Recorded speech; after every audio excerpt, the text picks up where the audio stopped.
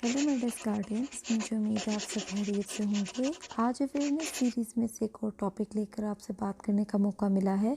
ये सीरीज़ खासतौर पर उन लोगों के लिए है जिन्हें मेडिकल टर्म्स का इल्म नहीं है और वो चाहते हैं कि इन्हें लेमन लैंग्वेज या उनकी ज़ुबान में समझाया जाए कि इस बीमारी के अलामात और इलाज क्या है और इससे बचाव कैसे मुमकिन है। लिहाजा आज हम एक इंतहाई अहम टॉपिक डिस्कस करेंगे जिसका नाम है किडनी और ब्लैडर स्टोन्स, यानी कि गुर्दे या मसाने की पथरी। हम कोशिश करेंगे कि इसकी अलामात और इब्तदाई इलाज समझा सकें और इसके साथ ये भी बता सकें कि इस बीमारी की वजूहात क्या हैं। अब सबसे पहले हम बात करेंगे कि गुर्दों की पथरी आखिर है क्या।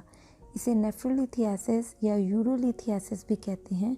ये अमूमन उस वक्त होता है जब आपके यूरिनरी ट्रैक में कोई सख्त मवाद या पथरी बन जाए। अब ये पथरी बनती तो गुर्दे में है, मगर अमूमन ये पथरियाँ इतनी छोटी होती हैं कि गुर्दे में बनने के बाद मसाने की तरफ मूव करना शुरू हो जाती हैं और बाज़ औक़ात पेशाब के रास्ते जिस्म से खारिज भी हो जाती हैं।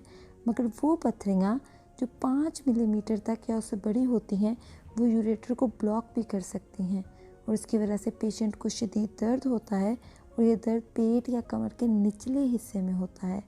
अब मुख्तलिफ इलाकों में पथरी की मौजूदगी से नाम भी तब्दील हो जाता है, जैसे कि गुर्दे में मौजूद पथरी को नेफ्रोलिथियासिस कहते हैं, जबकि यूरेटर में पथरी की मौजूदगी को यूरेट्रोलिथियासिस कहते हैं। इसी तरह ब्लेडर या मसाने में पथरी को सिस्टोलिथियासिस कहते हैं।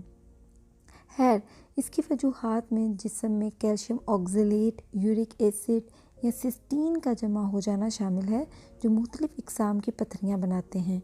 आलमी इदारे सेहत के मुताबिक 15% तक लोगों अपनी ज़िंदगी में कभी न कभी गुर्दे की पथरी का शिकार होते हैं और 2015 में दुनिया में 22.1 मिलियन लोग गुर्दे की पथरी में मुब्तला हुए, जिसमें से 16,100 अमवात हुई। अमूमन मर्दों में इनकी तादाद औरतों से ज़्यादा होती है और आमतौर पर बच्चों में गुर्दे की पथरी की तादाद काफ़ी कम होती है, मगर आजकल इनमें भी तादाद काफ़ी बढ़ रही है और बच्चों में भी पथरी में से 2/3 पथरियाँ गुर्दों में पाई जाती हैं और इनका तल्लक मेल या फीमेल होने से नहीं होता। अब पथरी बनती कैसे है? जैसे कि हमने कहा कि जब जिस्म में कैल्शियम ऑक्सलेट, यूरिक एसिड या सिस्टीन की मिकदार ख़ास हद से बढ़ जाती है तो ये क्रिस्टलाइज होना शुरू हो जाते हैं, यानी कि इनकी कलमें बनना शुरू हो जाती हैं, जो बाद में पथरी की शक्ल इख्तियार कर जाती हैं और फिर इसी पथरी का नाम दे दिया जाता है, यानी कि calcium oxalate stone, cysteine stone या यूरिक एसिड स्टोन वगैरह। अब अगर अलामात की बात की जाए तो कमर के निचले हिस्से में शदीद दर्द, पेशाब में खून आना या पेशाब का रुक जाना, जिसे ओलिग्यूरिया भी कहते हैं। इसके अलावा उल्टी या वॉमिटिंग और बुखार भी अलामात में शामिल है। अब अगर ये दर्द बर्दाश्त से बाहर है तो आप सबसे पहले हॉस्पिटल के इमरजेंसी वार्ड में जाएं ताकि वो आपको मतलूबा पेन किलर दे और इसके अलावा मतलूबा 2 या 3 अहम टेस्ट और इसके साथ सीटी स्कैन या अल्ट्रासाउंड करें और कंफर्म कर सकें कि आपको स्टोन्स हैं। अब उस वक्त तक ये सोचना आपका काम नहीं है कि आपको यूरोलॉजिस्ट के पास जाना है या नेफ्रोलॉजिस्ट के पास।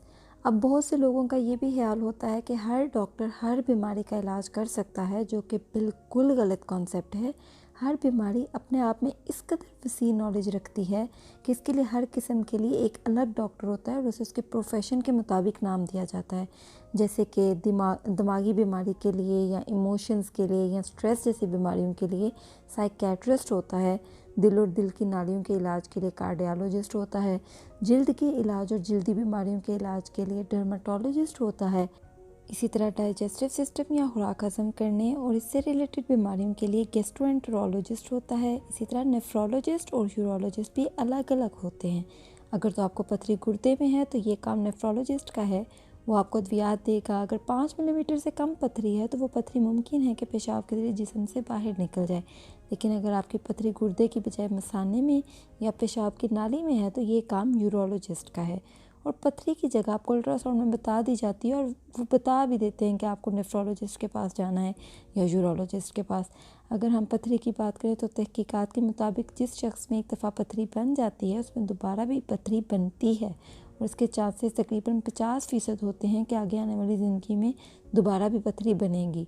लिहाजा इस बात का अंदाज़ा एक नेफ्रोलॉजिस्ट या यूरोलॉजिस्ट ज़्यादा अच्छी तरह कर सकता है कि इसको किस तरह रोकना है या इसके चांसेस किस तरह कम करने हैं। अब अगर हम अलामात की तरफ आएँ कि वो कौन सी अलामात हैं कि जिन्हें आप नज़रअंदाज नहीं कर सकते, तो इनमें सबसे पहले है बार बार पेशाब का आना। 2 से 3 दफ़ा ख़ासतौर पर रात के वक्त पेशाब का आना नॉर्मली समझा जाता है, मगर 3 से ज़्यादा दफ़ा पेशाब के लिए उठना, जिसे नुक्चूरिया भी कहते हैं, ये गुर्दों की खराबी की अलामत हो सकती है। इसके अलावा पेशाब में झाग या फोम का बनना इस तरफ इशारा हो सकता है कि इसमें प्रोटीन का लेवल बहुत ज़्यादा है। इसके अलावा पेशाब में खून का आना भी इग्नोर नहीं किया जा सकता।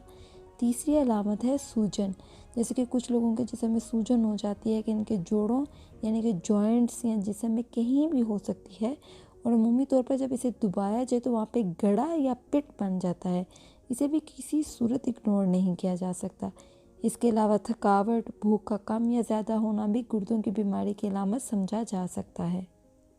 अब अगर हम वजूहात की बात करें तो सबसे अहम वजह है पानी का कम इस्तेमाल। अगर आप ज़्यादा पानी यानी कि दिन में 4 से 5 लीटर पानी पिएंगे तो तमाम वो अज्जा जो कि पथरी का बायस बनते हैं इस पानी में हल होकर आपके जिस्म से बाहर निकल जाएंगे और पथरी बनेगी ही नहीं।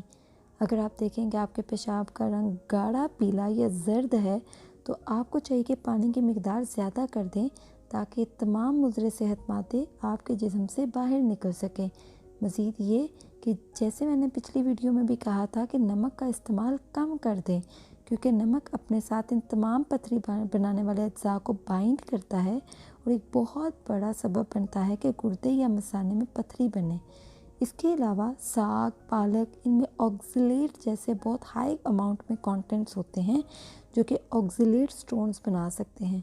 इसके अलावा बैलेंस डाइट या मुतवाज़न ग़िज़ा खाएं, क्योंकि प्रोटीन इनटेक का हद से ज़्यादा इस्तेमाल भी गुर्दों की पथरी या एडीमा का बायस बन सकता है।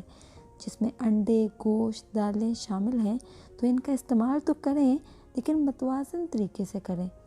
इसके अलावा अपनी खुराक में नींबू पानी का इस्तेमाल, माल्टों का इस्तेमाल या ऐसे फ्रूट्स जिनमें सिट्रेट बहुत ज़्यादा होता है, इसका इस्तेमाल ज़रूर करें, क्योंकि ये पथरी को तोड़ने और बढ़ने से रोकने में इंतहाई कारगर समझे जाते हैं।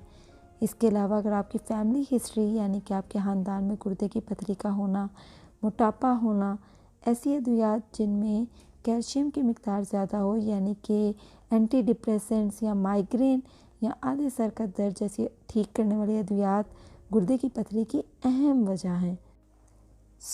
अब तक के लिए इतना ही। मुझे उम्मीद है कि आपको पथरी के बारे में काफ़ी हद तक मालूमात और इलाज समझ में आ चुका होगा। अपना और अपने चाहने वालों का ख्याल रखें, खुश रहें, खुशियाँ बांटें। आपसे मुलाकात होगी किसी और वीडियो के साथ। Till then keep smiling.